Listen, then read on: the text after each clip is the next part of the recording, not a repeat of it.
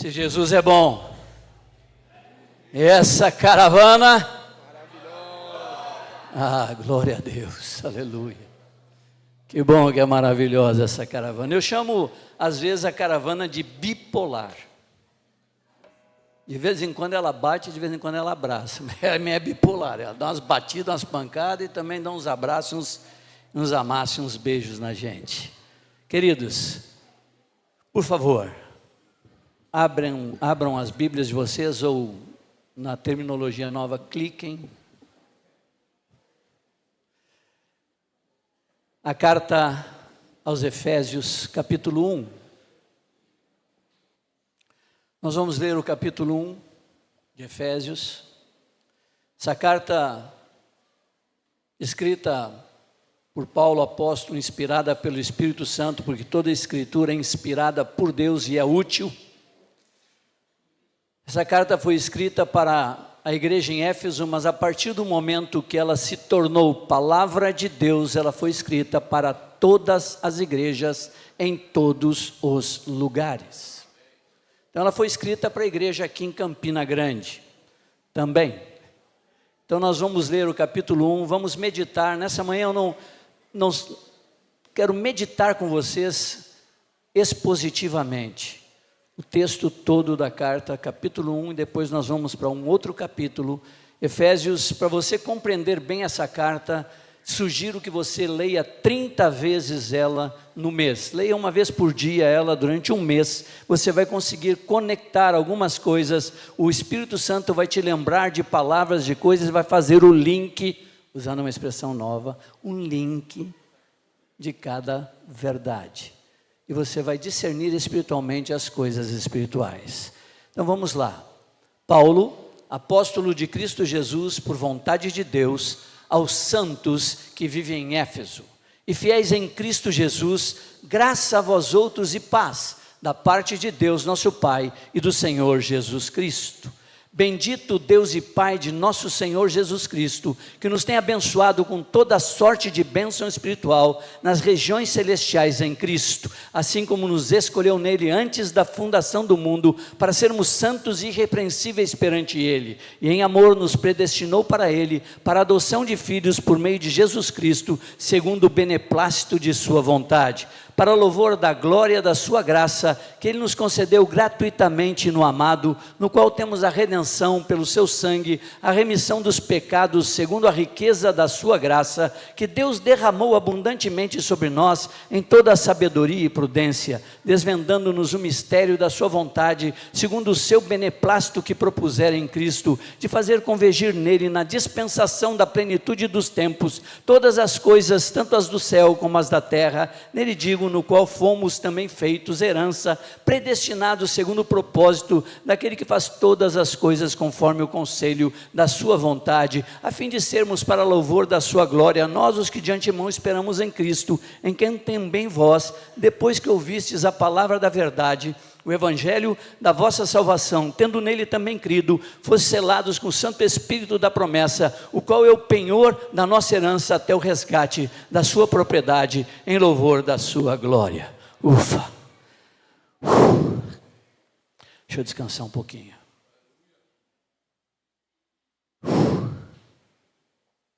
Entenderam? Levanta a mão quem entendeu tudo que eu li. Eu não vou levantar também não. Quando eu li isso, há muitos anos atrás, eu não entendi nada. Mas eu entendi uma coisa: tem algo tremendo aqui, tem algo profundo, mas eu não entendi nada. E eu li de novo, e continuei sem entender, e li mais uma vez, e continuei sem entender, e li outra vez, e continuei sem entender, e li muitas vezes, e continuei sem entender. Até que um dia, Deus descortinou e revelou a sua verdade. Se eu pudesse, e posso, parafrasear Pedro, eu diria: André, Paulo escreve umas coisas difíceis de entender. Escreve algumas coisas difíceis. E aqui, se vocês perceberam, e já perceberam isso, do versículo 3, claro que a carta não tinha versículo, a carta era uma carta, mas do versículo 3 até o versículo 14, é uma única frase, não tem ponto. Por isso eu li ela do jeito que eu li. Não tem ponto, tem ponto e vírgula, dava para dar um pouquinho de paradinha no ponto e vírgula, mas é uma frase só. Ele está fazendo uma declaração tremenda, ele usa expressões que, se você parar para pensar, eu sublinhei algumas. Ele fala: abençoado toda sorte de bênção espiritual antes da fundação do mundo, santos, irrepreensíveis perante ele, segundo, aí vem uma palavrinha que eu acho que quase ninguém entende, nem eu entendo, o beneplácito de sua vontade. Que bendito beneplácito é esse? É uma coisa boa, mas é um beneplácito de sua vontade, louvor da glória de sua graça, riqueza da sua graça, desvendando-nos o mistério de sua vontade. Eu li, não desvendou nada para mim, segundo o seu beneplácito, de novo, que propuseram em Cristo, depois de dispensação da plenitude dos tempos, depois diz: daquele que faz todas as coisas conforme o conselho da sua vontade, louvor da sua glória, fostes selados com o Santo Espírito da promessa, o qual é o penhor da nossa herança, até o resgate da sua propriedade, em louvor da sua glória. Que expressões, hein? Fortíssimos. Parece hipérboles, não? Grandes. E quando eu parei aqui, para eu compreender, eu disse: eu tenho que seguir lendo. E quando eu fui continuar, e nós vamos continuar lendo, ele vai dando a explicação para que nós possamos entender este resumo que ele dá da revelação que ele tinha da vontade de Deus. Estão comigo? Amém? Vamos seguir lendo. Por isso, também eu, tendo ouvido a fé que há entre vós no Senhor Jesus, e o amor para com todos os santos, duas coisas ele tinha ouvido sobre eles: a fé que há entre vós e o amor para com todos os santos. E eu posso dizer que isso existe aqui, sim ou não? A fé entre vocês? Sim. E há amor por todos os santos entre vocês? Sim. Então eu posso dizer a mesma coisa: eu tendo ouvido a fé que é entre vós no Senhor Jesus, e o amor para com todos os santos. Olha o que vem no 16: não cesso. Não cessar é não parar. Não cesso de dar graças por vós, fazendo menção de vós nas minhas orações. Ou seja, ele está dizendo: eu ouvi algo que, eu ouvi fé, que é a fé entre vocês, eu vi que há amor entre vocês, e eu não cesso de dar graças por vocês, fazendo menção de vocês nas minhas orações. Olha, as minhas orações, eu pensei comigo, as orações dele não deviam ser: abençoa a igreja em Campina Grande, que bom que tem uma igreja em Campina Grande. No outro dia eu digo: Senhor, abençoa os presbíteros em Campina Grande, Senhor, não sei quem em Campina Grande, aleatoriamente. Não, ele disse: eu não paro, eu não cesso, eu faço menção de vocês nas minhas orações. Ou seja, todas as suas orações, ele fazia menção daquela igreja. Mas o que ele fazia menção?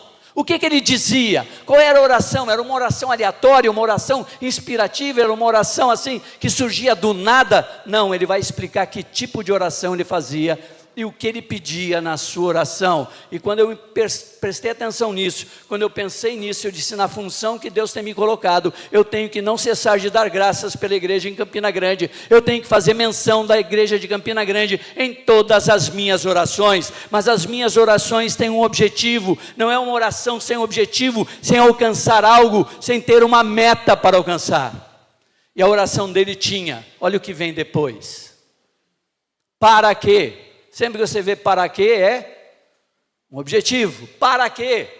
Para que o Deus, eu não cesso de fazer menção de vocês nas minhas orações, para que o Deus de nosso Senhor Jesus Cristo, o Pai da glória, vos conceda o quê? Eu não cesso, para que o Deus, o Pai da glória, conceda isso para vocês: espírito de sabedoria e de revelação no pleno conhecimento dele. Eu faço menção de vocês nas minhas orações, e eu peço para que o Deus de nosso Senhor, o Pai da glória, conceda isso para vocês: espírito de sabedoria e de revelação no pleno conhecimento dele. Mas mais, iluminados os olhos do vosso coração. Eu não cesso de fazer menção de vocês, eu coloco vocês em todas as minhas orações, mas toda vez que eu oro por vocês, eu peço para que o Deus de nosso Senhor Jesus Cristo, o Pai da glória, vos conceda espírito de sabedoria e de revelação no pleno conhecimento dele, iluminados os olhos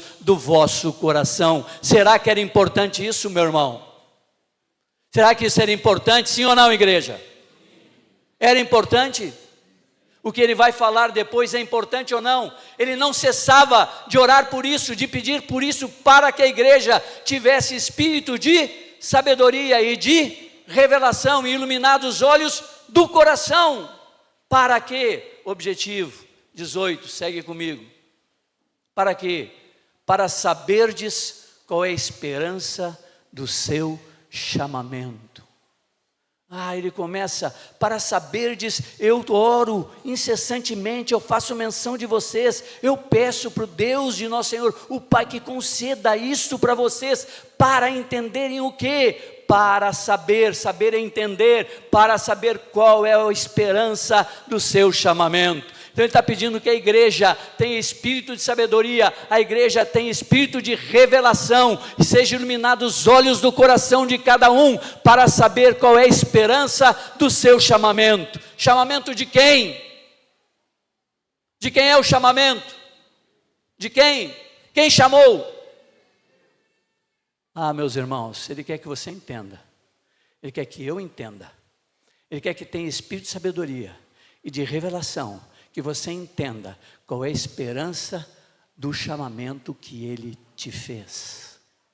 Deus, quando chamou você, e nós cantamos há pouco, que parecia impossível, Deus chamou você. Quando Deus te chamou, André, ele tinha uma esperança, ele espera algo. Ele fez isso antes da fundação do mundo. Ele disse: eu quero André, eu chamei André antes da sua existência. Para quê? Para ser santo, irrepreensível. Eu tenho uma esperança, eu estou sentado no meu trono, e quando eu contemplo minha igreja, há uma esperança no meu coração, e a esperança que eu tenho do meu chamamento é que eles sejam santos e irrepreensíveis. Eu espero, eu desejo que a igreja tenha espírito de sabedoria e de revelação. Sejam iluminados os olhos do vosso coração, para vocês entenderem a esperança que eu tenho quando chamei cada um de vocês. É importante que você tenha esta revelação, este espírito de sabedoria, para que você entenda a esperança que há no meu coração, sentado no meu trono. Igreja, temos que ter revelação disso, entendimento disso. Ele espera algo. Mas Marina, quando você olha para isso e diz: antes da fundação do mundo, santo e irrepreensível, eu, Mário, ser santo e irrepreensível, é isso que Deus espera. Então, se eu entendo isso, se é iluminado os olhos do meu coração nisso, eu vou me mover para isso. Eu vou me mover nessa direção. Qual a direção? De ser santo e irrepreensível, porque esse é o desejo do meu Pai, esta esperança que Ele tem no coração dEle. Então eu vou me mover, mas eu tenho que ter o quê? Revelação. Eu tenho que saber isso. Mas isso não era o suficiente. Paulo continua. Estão comigo ainda? Me suportam? Importante que vocês digam que sim, porque eu fico animado. Me suportam ainda? Amém, eu fico animado. Tem uma segunda coisa.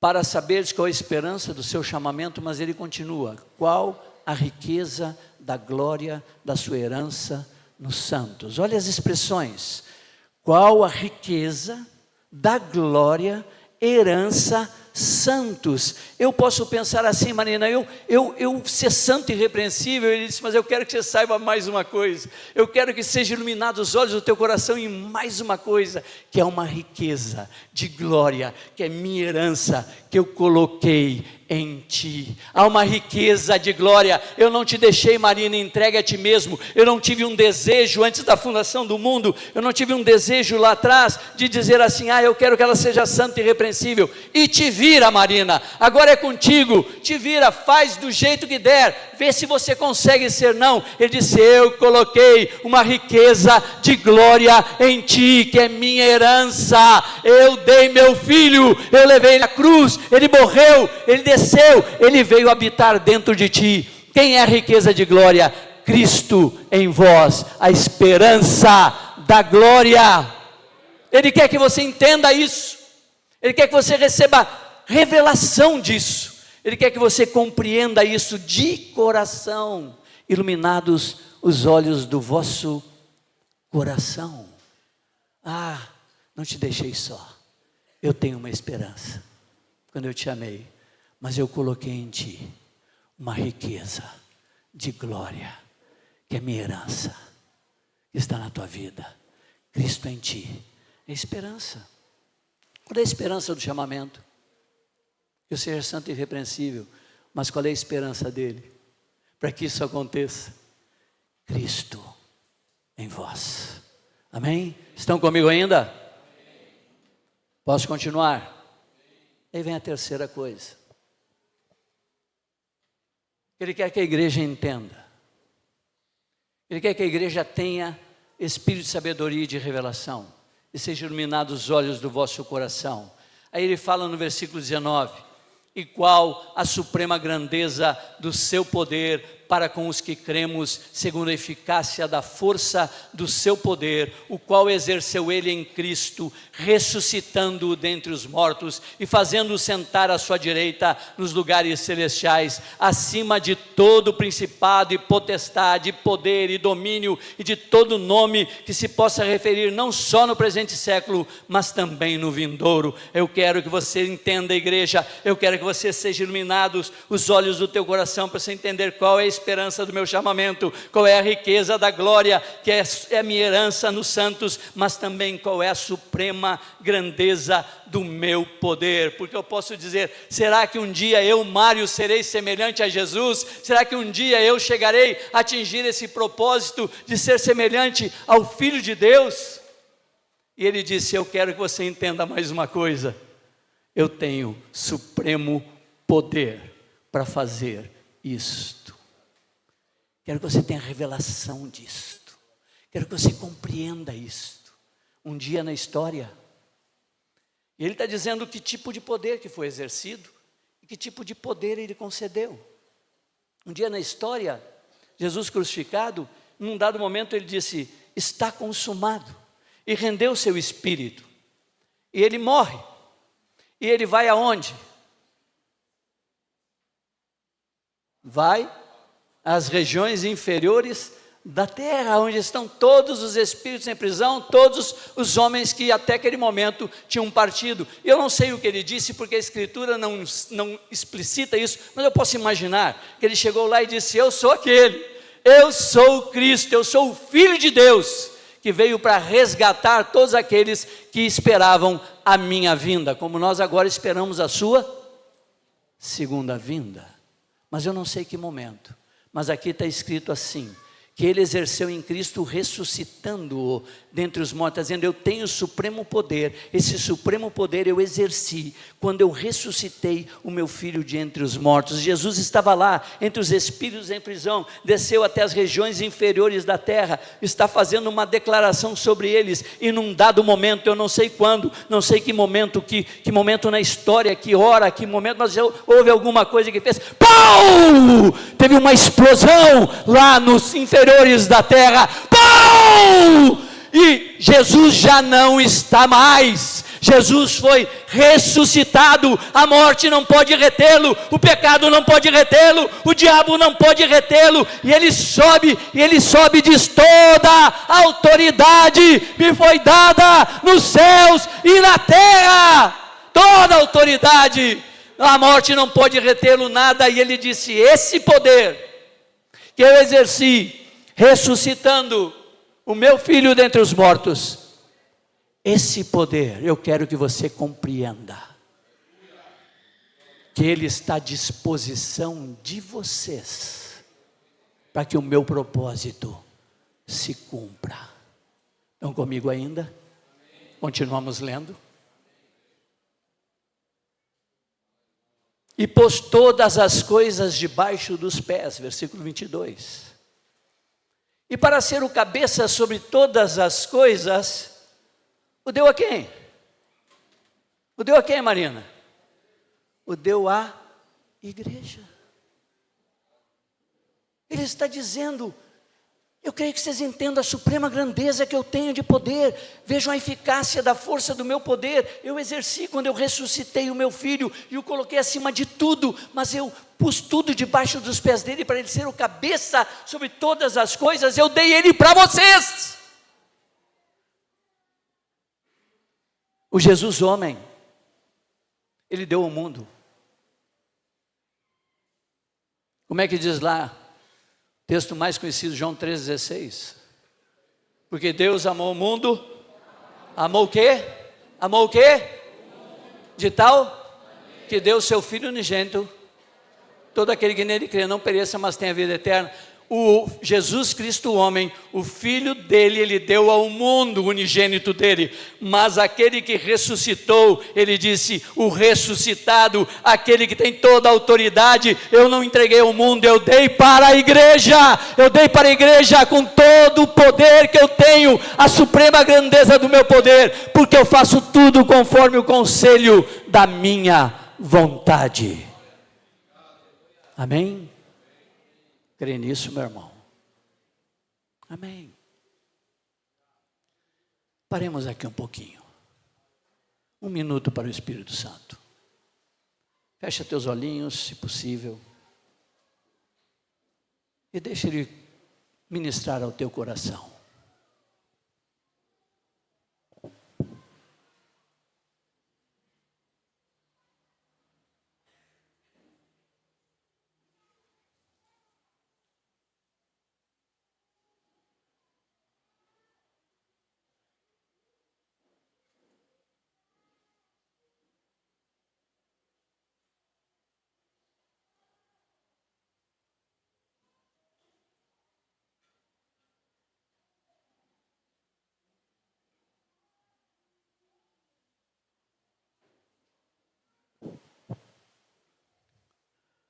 Pai querido,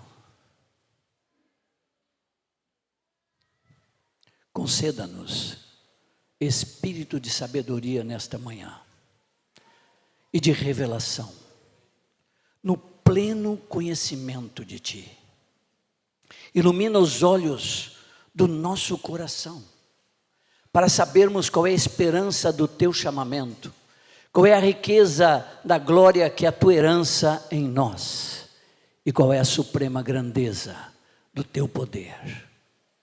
Ajuda-nos, Senhor, a ter de fato revelação desta verdade, para andarmos de conformidade ao chamado que recebemos, de modo digno da vocação que fomos chamados. Amém?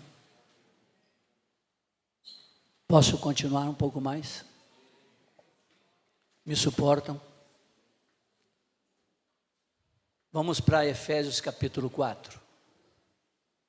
Em Efésios capítulo 1, nessa frase longa está resumido a revelação que ele tinha do propósito eterno do Pai. No capítulo 2, ele fala tudo que foi feito na cruz, que Deus terminou com a inimizade entre Deus e o homem, entre o homem e o homem, e que de todos ele fez um, judeus, gentios, todos os povos.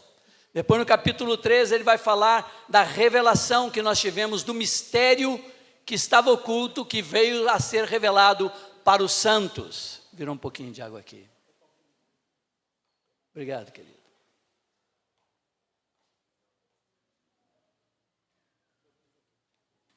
Pois não. Obrigado. Jesus é bom. Obrigado, meu amado. Estão comigo? Onde é que eu estava mesmo? Velho. Eu pensei que eu estava no 3. Mas é no 4. Então ainda estou bom de memória. Setentão ainda está. O 3 está falando do mistério que estava oculto e que veio ser revelado. E que ele vai falar do Cristo em nós que falamos há pouco atrás. Mas no 4, ele vai entrar e vamos lá para o versículo muito mais bem conhecido entre nós. Eu queria que vocês ficassem comigo aqui, Efésios 4, versículo 11. E nós vamos ler pausadamente, ordenadamente, e vamos meditar sobre isto. Porque lá ele está dizendo o que Deus quer. E agora aqui, ele vai começar a falar de algo de como Deus quer. Comigo aqui, amados. Eu não tenho problema com criança desde que vocês não se perturbem por elas não me perturbam. Fiquem comigo.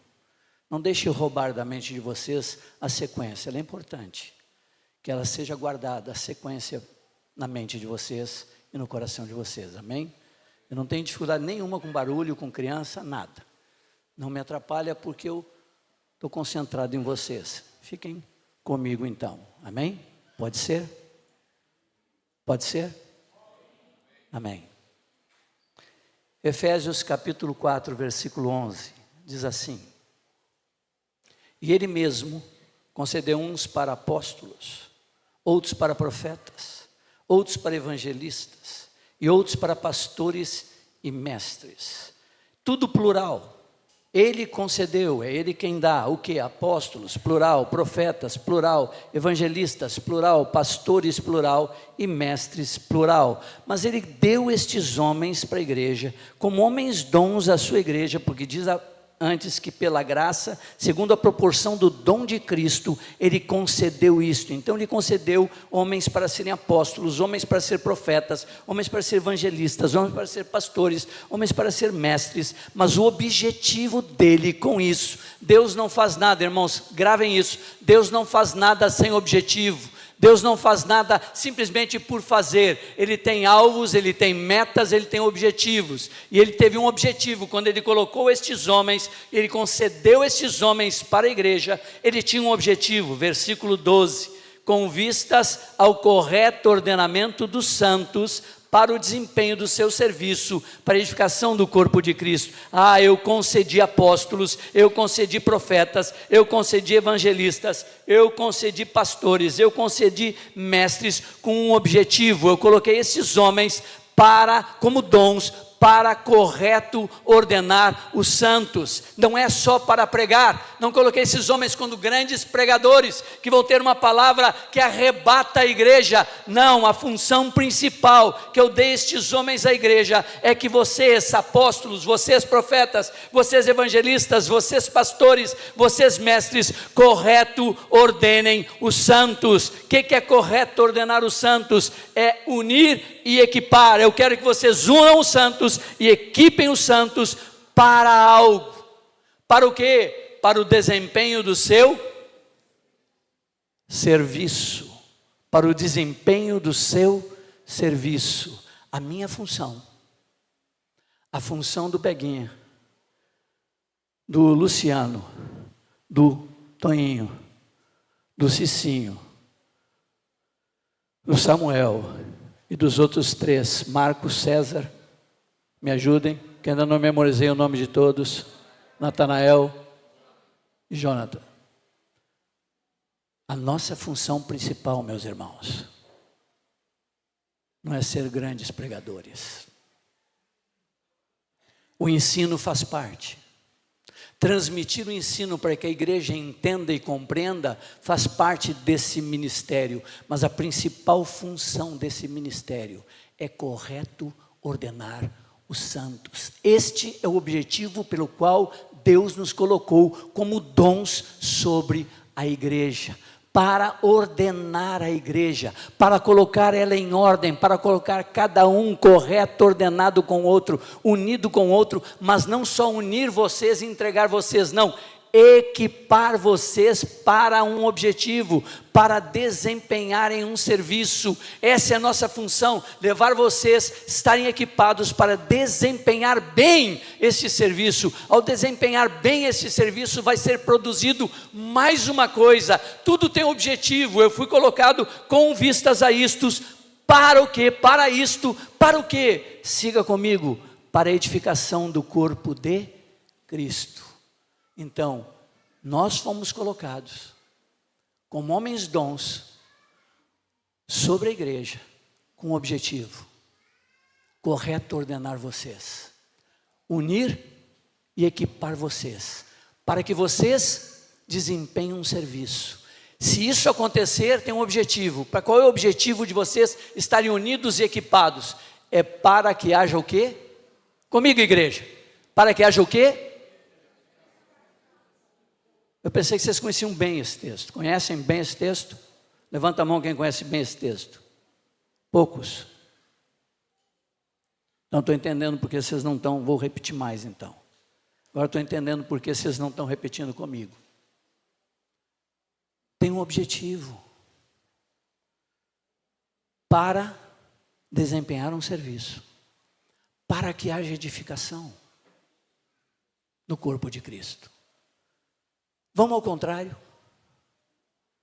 Para que haja edificação no corpo de Cristo, tem que haver um desempenho de um serviço. E para que haja o desempenho de um serviço, tem que haver um correto ordenamento. E para que haja esse correto ordenamento, Deus colocou apóstolos, profetas, evangelistas, pastores e mestres para executar isto. Se vocês, meus irmãos, não estão desempenhando o seu serviço, se vocês não estão unidos através das juntas e ligamentos, se essas juntas e ligamentos não estão equipadas para desempenhar um serviço, não haverá edificação na casa de Deus, não haverá edificação na igreja. A edificação vem através das juntas e ligamentos, elas bem aconjuntadas, bem juntadas, bem unidas, bem supridas, para que haja a edificação. Mas essa edificação, ela não é qualquer edificação. A junta não pode ser pela junta.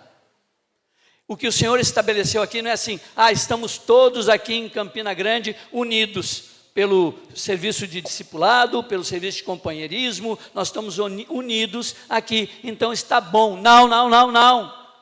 A junta não é pela junta, ele não estabeleceu a junta pela junta, ele estabeleceu com um objetivo. Essa junta tem que ser efetiva, ela tem que desempenhar um serviço, e eu tenho que entender bem que serviço foi que eu tenho que desempenhar, e essa função é nossa: instruir vocês no serviço que vocês têm que desempenhar, e levar vocês a desempenharem esse serviço, porque quando isto estiver funcionando, haverá edificação no corpo de Cristo. Estão comigo? Mas tem um objetivo. André, você está vinculado com quem? Jonathan. Você tem um companheiro? Quem é? César. Não é a junta pela junta. Não é simplesmente você ter o Jonas e ter o César. Tem um objetivo, tem um serviço a ser desempenhado. E se esse serviço está sendo desempenhado, existe uma edificação. Se o relacionamento de vocês não produz uma edificação, não está sendo efetivo. Ele não está relacionado para o que ele foi estabelecido por Deus. Não por nós homens. Foi Ele que estabeleceu essa estratégia. E Ele nos concedeu ela. Agora, essa edificação tem 3 coisas que tem que acontecer. Deixa eu pegar como exemplo aqui, Andrezão. 3 coisas. Até que cheguemos à unidade da fé, ao pleno conhecimento dEle e a medida da estatura de Cristo. André, tu e o Jonathan, tu e o César, estão nesse vínculo, e aqueles que estão vinculados contigo, para que chegue a unidade da fé, para que chegue ao pleno conhecimento dele, para que você chegue à medida da estatura de Cristo. Passa ano, vai ano, vem ano, 10 anos e não chegamos a isso, é porque essa junta não é efetiva, não está desempenhando o seu serviço, porque se desempenha o seu serviço, ela produz edificação, é para isso que ela está ali, e essa edificação nos conduz à unidade da fé, ao pleno conhecimento dele, e à medida da estatura de Cristo Jesus. Está comigo, Andrezão? Não é junta pela junta. Há um serviço. Agora, se vocês não estão corretos ordenados, se este serviço, e eu falei para ti assim agora, fortemente, veementemente, se este serviço não está sendo efetivo, a culpa não é tua, não é do Jonathan, não é do César, é minha. É minha e desse presbitério, e destes homens dons, porque nós fomos colocados aqui para correto ordenar vocês, para fazer com que essas juntas funcionem de fato, para levar com que essas juntas desempenhem de fato o seu serviço, para que toda essa parte da igreja tenha unidade de fé, toda essa parte da igreja tenha pleno conhecimento dele, toda essa parte da igreja atinja a medida da estatura de Cristo. Estão comigo? Amém? Já encerro. Um minutinho para o Espírito Santo. Ore aí. Tenta entender tudo isso que eu estou transmitindo, por favor.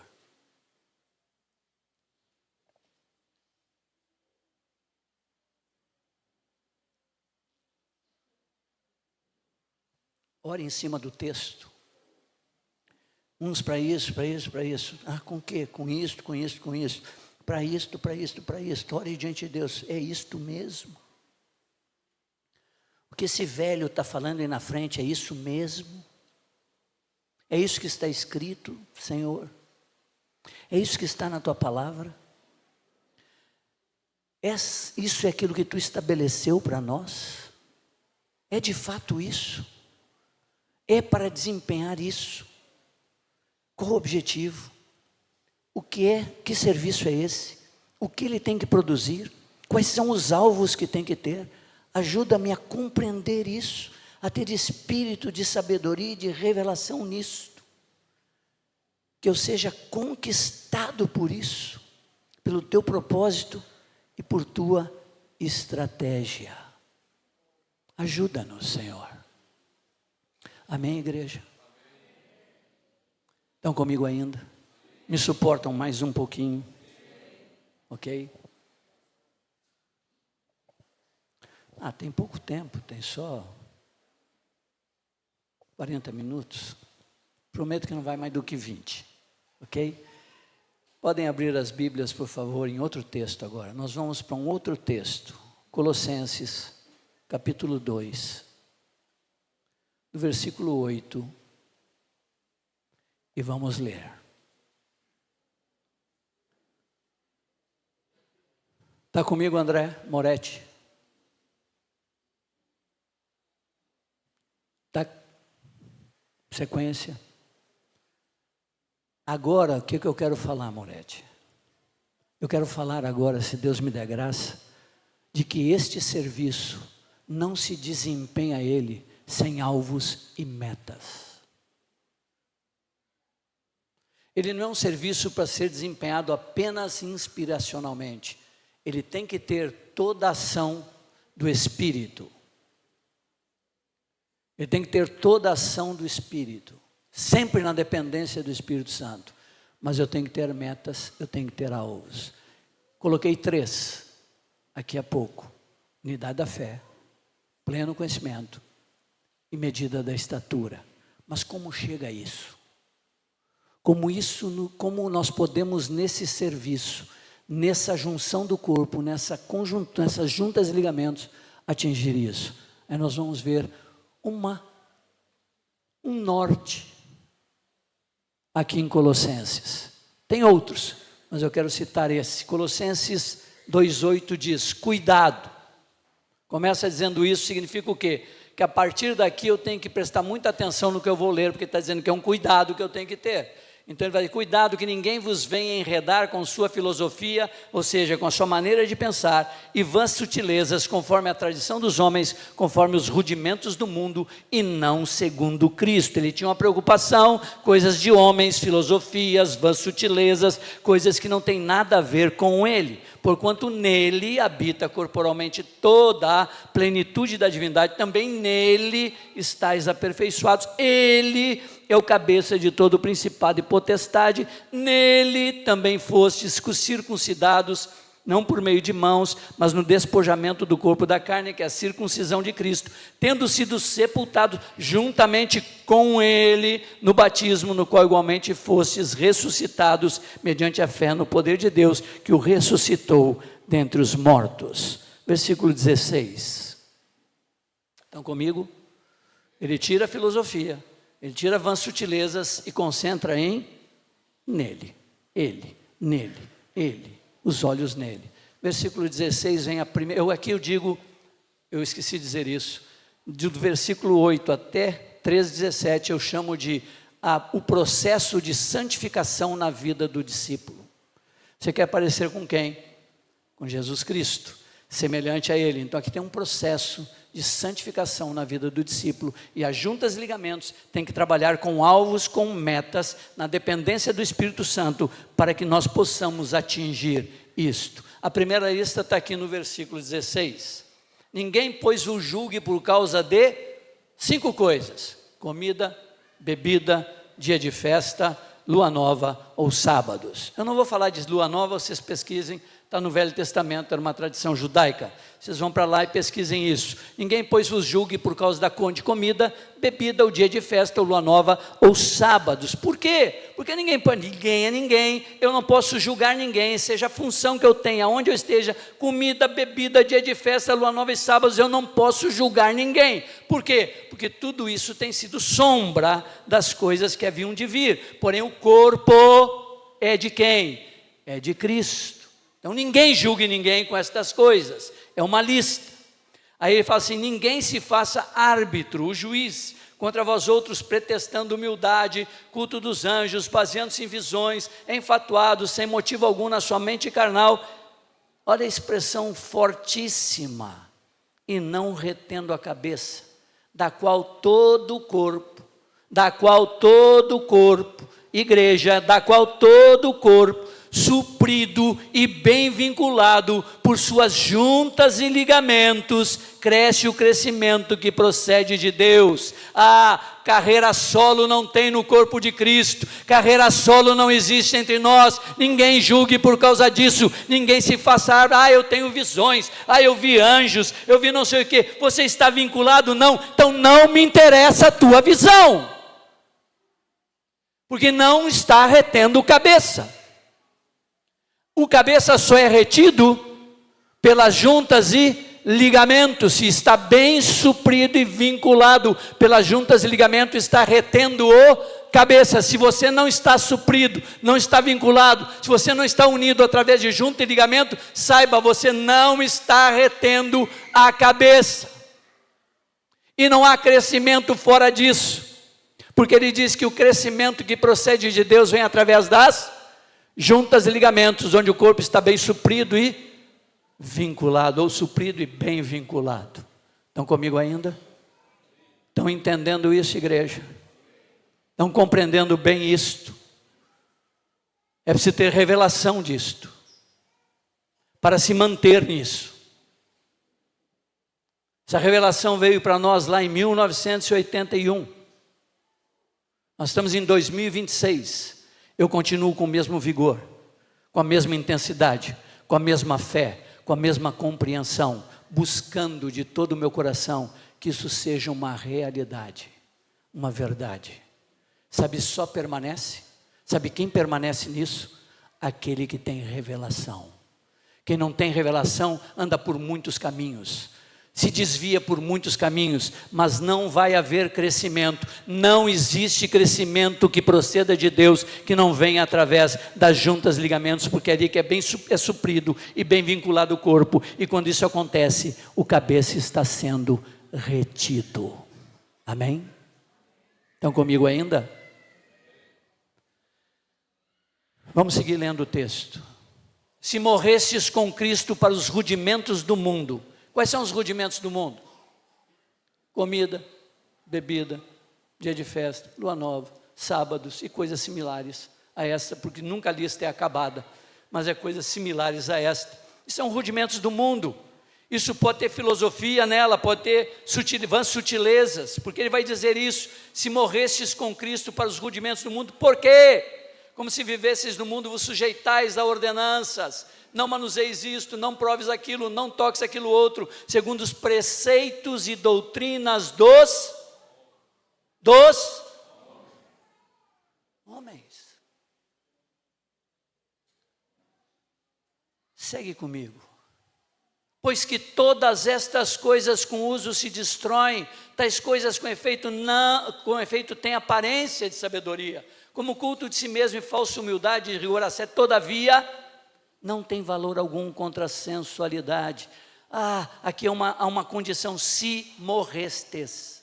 Então eu tenho um discípulo que o Senhor, por sua graça e misericórdia, vinculou comigo. Eu tenho que ver se esse discípulo ainda está preso a ordenanças, se ele está preso a não toco, não posso, não faço, não sei o que, ordenanças, regras, doutrinas humanas. Se ele está preso nisso, ele é um legalistinha, se ele fica apontando e julgando os irmãos todo o tempo. Jesus não era assim, eu tenho que levar ele a ser semelhante a Cristo. Jesus não era legalista, Jesus não apontava dedo, então eu tenho que levar ele a ser semelhante a Cristo. Mas se eu não relaciono, se eu não ando com ele, se eu saio fora da bolha, se eu vou a mais do que a bolha de ter um dia de o tal do discipulado. Todo mundo diz: hoje eu tenho discipulado. Parem com isso, igreja. Não existe hoje eu tenho discipulado. Discipulado é vida na vida, é relacionamento intenso, é transmissão de vida. Essas juntas de ligamento é para relacionarem, andarem, para produzir a vida de Cristo. Então no convívio é que eu vou ver que o cara é legalistinha. Então eu tenho que tirar ele disso, eu tenho que ajudar, porque se ele morreu com Cristo, ele morreu para estas coisas. Ele acha que se ele botar muita regra, se ele estabelecer regra para os outros, haverá santidade, ele vai superar a carne. Não. A santidade não é fruto de regras, a santidade é fruto de relacionamento com Deus, é de intimidade com Ele, é de relacionar com Ele, é de andar com Ele. Então eu tenho que botar esse discípulo em contato com Ele, levar ele para estar com Ele, para que ele deixe de ser legalista, para que ele não bote peso sobre si e sobre os outros. O pior é sobre os outros, sobre si até vai. Você quer botar uma regra sobre ti, tá bom, porque ele disse: arranca o teu olho, não o do outro. Arranca o teu braço, não o do outro. Estão comigo ainda? Me suportam? Vamos continuar. Capítulo 3. Portanto, se fostes olha só, no 2:20 ele disse: se morresse. Agora ele vai dizer o quê? Se fostes ressuscitados. Condição: com Cristo, buscai as coisas lá do alto, onde Cristo vive, assentado à direita de Deus. Pensai nas coisas lá do alto, não nas que são aqui da terra. Por quê? Porque morrestes, e a vossa vida está oculta juntamente com Cristo em Deus. Quando Cristo, que é a nossa vida, se manifestar, então vós também sereis manifestados com Ele em glória.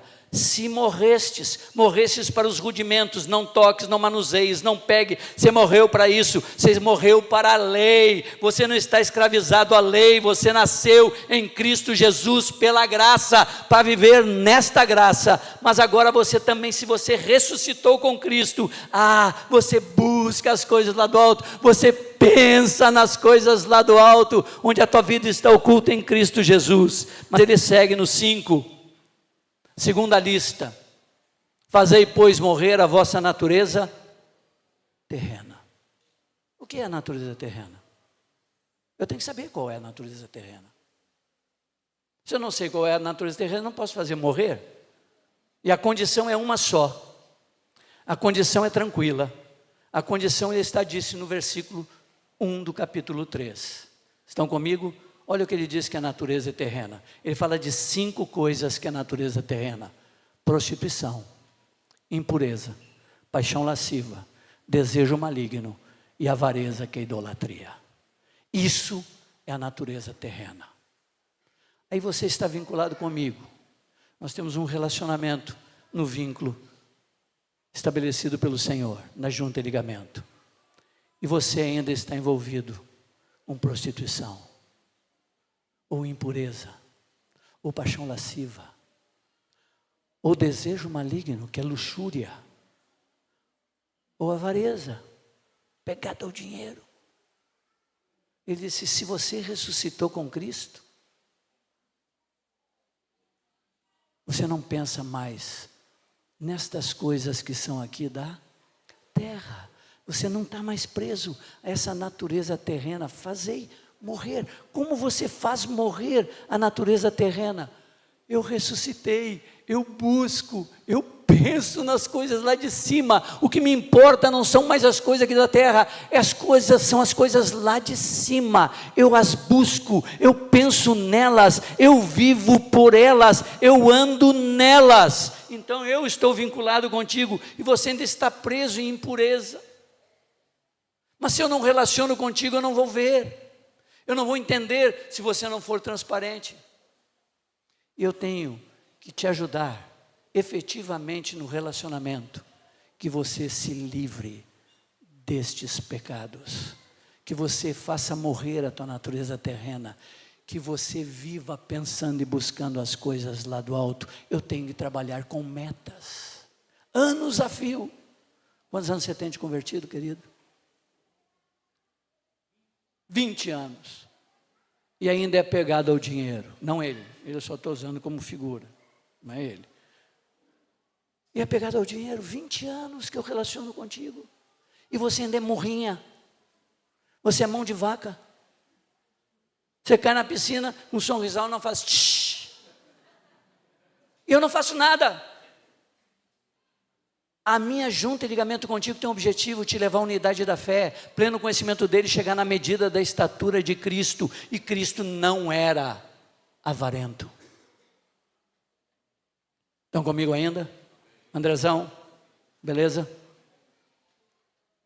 Vamos seguir. Trabalhar com metas e alvos, na dependência de quem? Sempre do Espírito Santo. Vamos para a próxima lista. Olha o que ele diz no 7. Ora, nestas mesmas coisas andastes vós também, noutro tempo, quando vivias nelas. Ou seja, está dizendo que prostituição, impureza, paixão lasciva, desejo maligno e avareza é passado. Tem que ser passado na vida de um discípulo. Vivesses noutro tempo. Olha o versículo 8. Agora, presente. Agora, porém, despojai-vos igualmente de tudo isso. Terceira lista. Agora vem uma lista com 6 coisas, que é minha luta agora, que eu estou lutando agora, no presente, mas que eu tenho que me despojar igualmente como eu me despojei da de cima e me despojei dos rudimentos do mundo, porque eu morri com Cristo, isso já foi. Eu ressuscitei com Cristo, isso já foi. Tem que ter ido. Eu tenho entendido isso, que a minha vida está escondida nele, mas agora eu tenho uma luta presente. E a luta presente envolve ira, indignação, maldade. São 3 coisas que têm a ver com sentimentos. Pegar outro agora, que você, 2 coisas com você, não. Vou pegar outra pessoa, né? Aí, ali. Quanto tempo de convertido? 14 anos. É iracundo. Se ira, tem rompantes. 14 anos andando com Cristo, 14 anos vinculado.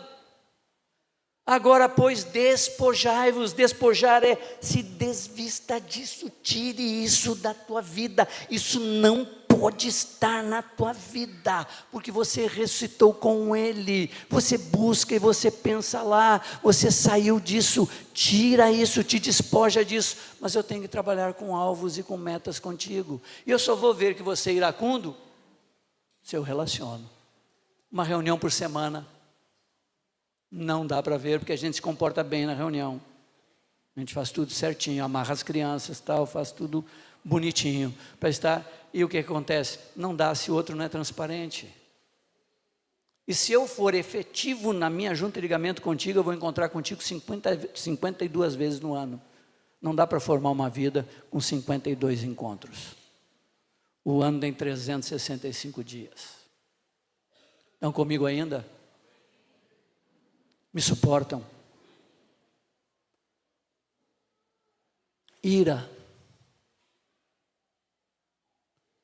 Ciro. Indignação. É para despojar disso. E hoje em dia no Brasil, o que mais a gente está sentindo. Porque o que é indignação? Quando a minha justiça própria é quebrada.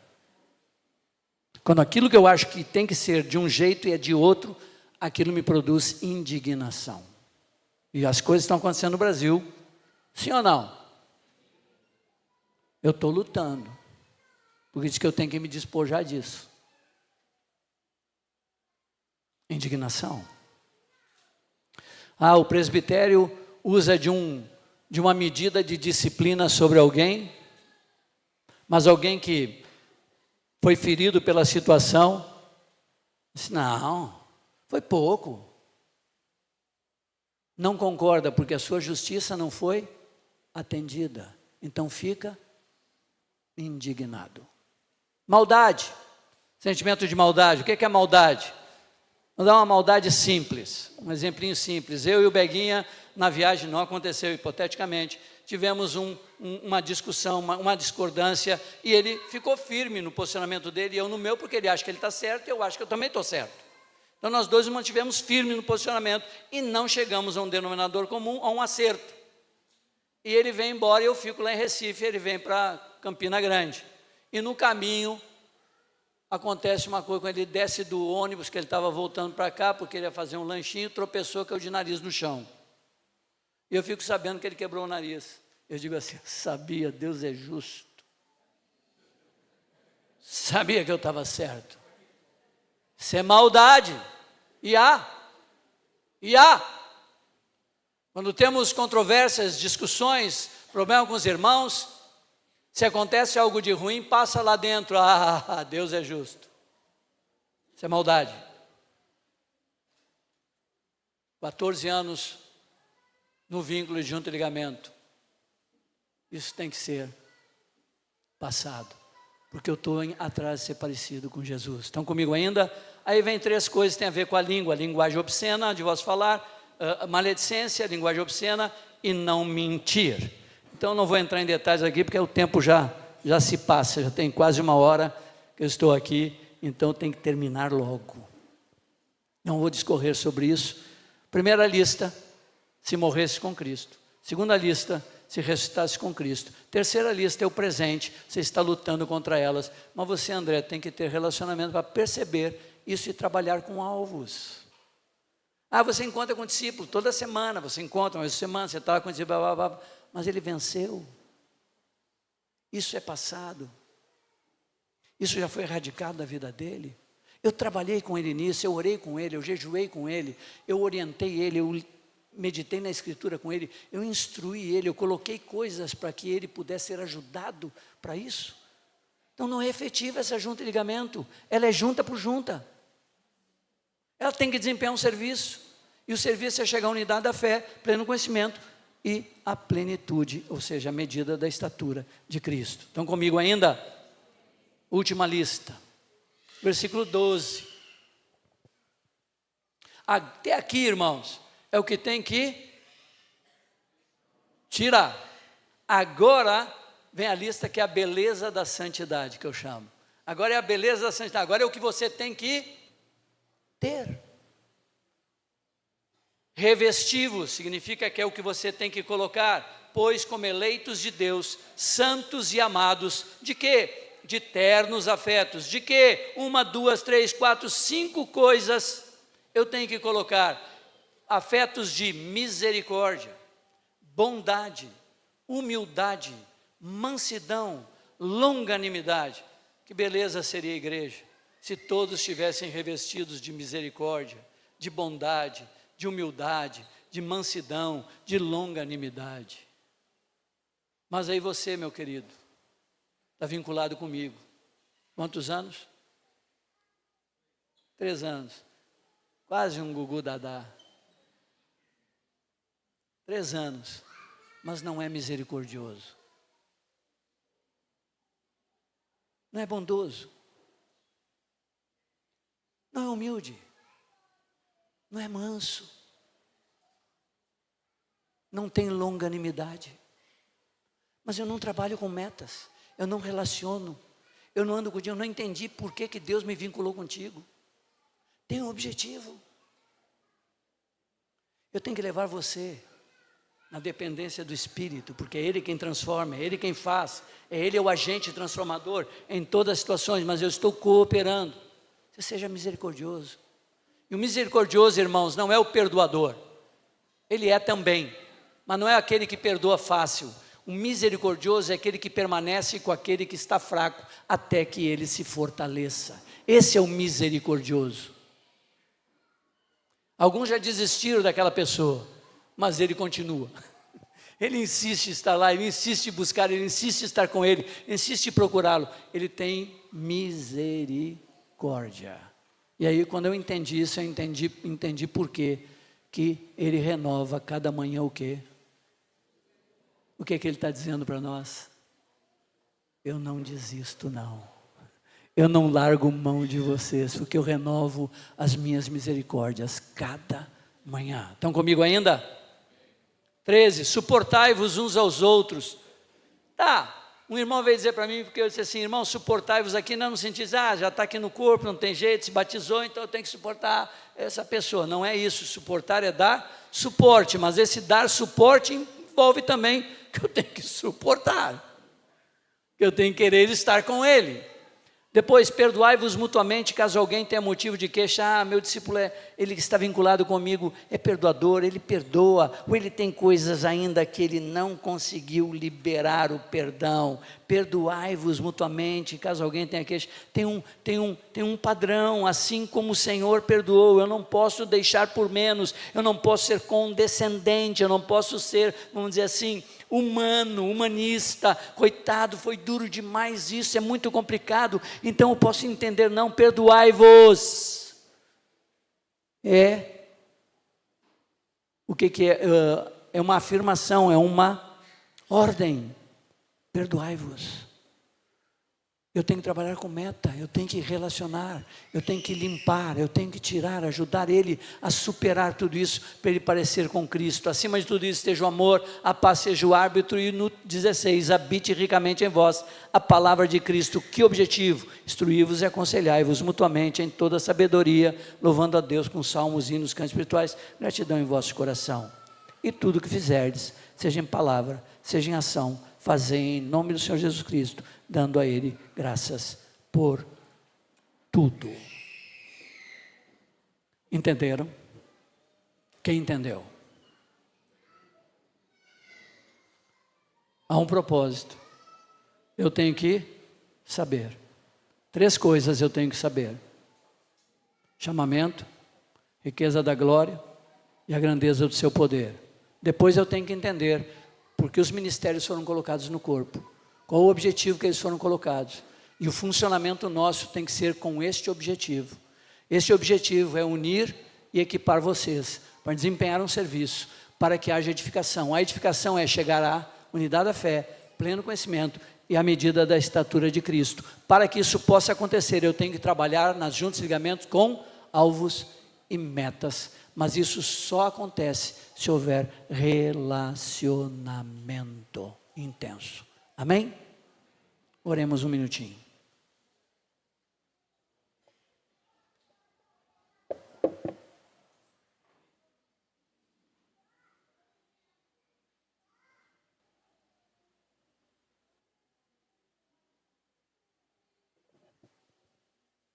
Alô? Voltei. Não me joguem tomates. Me foi pedido. Queria dizer um pouquinho para vocês da minha prática, então. Como eu vivi isso e como eu vivo isso. Discipulado, essa palavra começou para mim em 1975. Ela não era algo conhecido no Brasil. Não era algo que se falava. Hoje em dia você ouve para tudo que é lado. Essas coisas, tem curso de discipulado, tem discipulado para cá, para lá. A gente ouve muito hoje. Graças a Deus, muitos passaram a entender, compreender isso. Mas não era uma novidade. Moacir Ramos de Oliveira era um pastor em Porto Alegre, que tinha 30 anos de idade. Eu tinha 18, Marcos tinha 20, quase 20 anos. Quando ele chama 12 homens para estarem com ele, 12 discípulos. E ele começa o tal do discipulado. E eu não entendia nada disso, não sabia nem o que significava isso, o que seria isso. Mas nós começamos a andar com este homem. E qual foi o discipulado que eu sempre tive? O discipulado que eu tive nunca foi de reunião. O discipulado que eu tive foi sempre de relacionamento, de intensidade. Esses dias eu estive na casa dele, o ano passado, ele está com 82 anos, o Moacir. Eu estive com ele conversando e, claro, relembramos um montão de coisas. E nesse montão de coisas eu disse para ele: Moacir, eu ia na tua casa 4 vezes por semana. Eu ia lá 4 vezes na semana, eu estava contigo. Ele disse: mas Roberto, você está esquecido, você não ia 4 vezes, você ia 7 vezes por semana na minha casa. Você ia todos os dias na minha casa. Eu disse: todos? Eu tinha a impressão que era 4. Não, eu sei bem, eram todos os dias que você aparecia por lá. Mas por que eu aparecia por lá? Tinha uma coisa em mim, não nele, e tinha uma coisa em mim. O que tinha nele? Eu admirava ele. Eu admirava a vida dele com Cristo. E essa junta e ligamento é funcional, ela funciona de fato. Ela acontece na intensidade que tem que acontecer quando há admiração. Eu quero parecer com ele, porque é o mais próximo que eu tenho de Cristo. Eu queria parecer com ele. Moacir era paulista. E nós somos gaúchos. O R do paulista é diferente. Porque. E o nosso é porque. Prrr, o gaúcho fala prrr, e o carioca rrr. A gente falava perceberam, porque falava muito perceberam, a gente falava toda hora, eu e Marco perceberam. A gente queria imitar até a forma de falar, porque era relacionamento. Quando você anda junto, quando você anda muito perto um do outro, você adquire hábitos dos outros, você vai tendo uma simbiose, você vai parecendo, mas a gente admirava. Mas nele tinha uma coisa, admiração nele, ele era admirável, mas em mim tinha uma coisa, que todo discípulo deveria ter, não porque estava em mim não, chama-se fome e sede de Deus, fome e sede de aprender. Eu tinha fome e sede, eu queria estar para aprender o máximo que eu podia, para eu receber o máximo que eu tinha, e era nesse relacionamento, nessa junta e ligamento que Deus tinha estabelecido. Não era perfeito não, fui disciplinado 3 vezes, tomei 3 bombas de disciplina para aprender a crescer no caminho correto do Senhor, mas eu estava ali intensamente. Quem define o nível não é o discipulador, quem define o nível é o discípulo com sua fome e sede de Deus, de crescer. Então havia isso intensamente. O discipulado que a gente teve ali naquele momento era um discipulado que eu chamo de raiz, era vida na vida, intensamente, e tratamento de vida profundo, porque nós nos conhecíamos. Nós passávamos o domingo inteiro juntos. Nós íamos às 9 da manhã até a meia-noite dentro da casa dele, os 12. Tomávamos café da manhã, lanchávamos, almoçávamos, lanchávamos à tarde, jantávamos e tinha um lanchinho final da noite para ir embora. Mas todos juntos o tempo inteiro relacionamento, para que a vida pudesse se produzir. Então eu com o Ivan Baker da mesma forma, Com o Ivan havia um relacionamento intenso, a gente ficava 10 dias intensamente com o Ivan, dormindo às vezes no mesmo quarto, andando dentro daquele carro, indo de cidade em cidade, fazendo ele fazer as coisas, vendo ele fazer as coisas. Havia um relacionamento intenso, uma transmissão de vida. Ivan também, nós admirávamos. E com o Ivan Baker eu tinha uma reação contrária ao que eu tinha com o Moacir. O Ivan, minha reação era 3 dias com ele, eu queria ir embora. Aí Marcos olhava para mim e disse assim: gente, mal chegou, tem 3, eu quero ir embora. Eu quero ir para Salvador, vamos embora. Eu disse: mas por que você quer ir embora? Não aguento mais apanhar. Moacir era direto, Ivan Baker era indireto. Moacir tratava em loco, Ivan Baker deixava as coisas acontecer. E nós fomos aprendendo. Mas tinha uma coisa, eu vou dizer algo para vocês que é observação minha de vivência. A igreja evangélica, os membros só ouvem alguma coisa se ela for dita do púlpito. E eles deixam de aprender muitas coisas. Entre nós eu vou me arriscar a dizer, se não acontece entre vocês, parabéns, mas se acontece, cuidado. Só ouve aquele que é o teu vínculo se tem uma reunião formal. Só aprende na reunião formal. E o maior aprendizado que temos é no informal, nesse relacionamento intenso de vida na vida, de conviver, de estarmos juntos. E digo para as irmãs, você está aí com tua filhinha, tem uma menorzinha? Não. Tem maior, essa aí. Você ainda tem, essa é do meio, tem uma menorzinha ainda, ok. Menino, são 3. Então você tem atividades. Você faz homeschooling também? Não. Ainda não, ok. Não faz, mas tem atividades, cuidados, isso, aquilo, tal, faz. E tem gente vinculada contigo? E tem discípulas, irmãs vinculadas contigo? Ok. Então o que é que acontece? Tu tem o dia, né, marcado, elas vão lá, você faz tudo. As mulheres do grupo caseiro e tal. Eu quero fazer uma sugestão, porque às vezes a gente fica na expectativa de ter aquele momento específico e você ter que parar tudo para fazer. Discipulado é fazer tudo junto. Façam.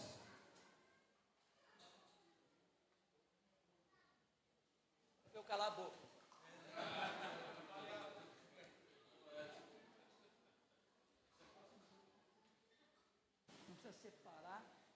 Não precisa separar para isso.